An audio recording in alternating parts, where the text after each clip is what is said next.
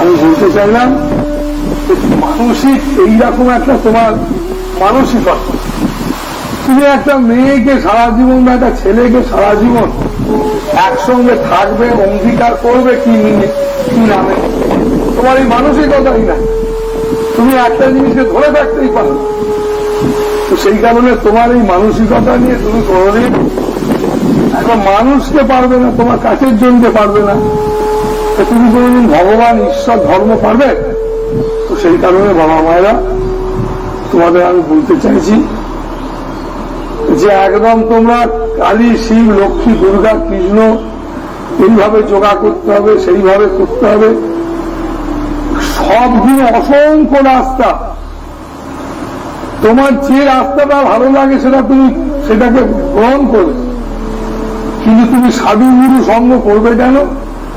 সাধুগুরু সঙ্গ করবে এই কারণে, সাধুগুরুরা তারা কিন্তু বইয়ের পাতা না।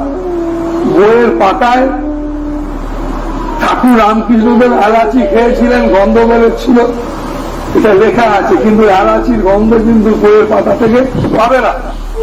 তাই তোমাকে আর একটা রকম একজন চাই, যিনি এলাচি খাচ্ছে, যার মুখ থেকে গন্ধ পাওয়া যাচ্ছে।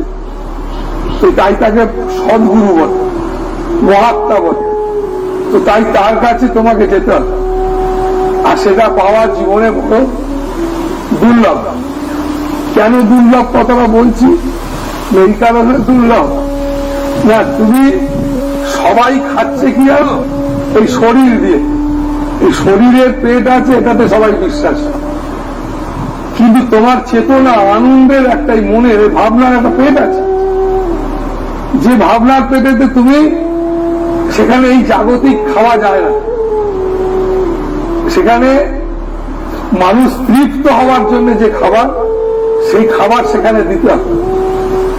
তৃপ্ত হতে পারে কে না, যে মানুষ নিজেকে এমন ভাবে গড়ে তুলতে পারে যে জগতের সমস্ত বৈচিত্র্যময় কিছুটাকেই তার ভালো লাগে।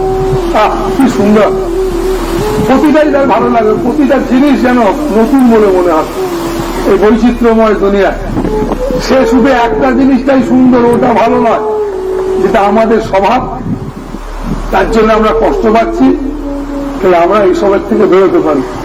তো তাই আমাদের প্রতিটি মানুষকে মানুষ হওয়ার জন্য যে আদর্শ, সেই আদর্শটাই পারে আমাদের এইরকম একটা রুচিশীল করে গড়ে তুলতে। তাই দেখবে আমার একটা ছোট্ট কথা লেখা আছে, এমন একটা অন্তর করো যা সকল অন্তরকে ছুঁয়ে যায়।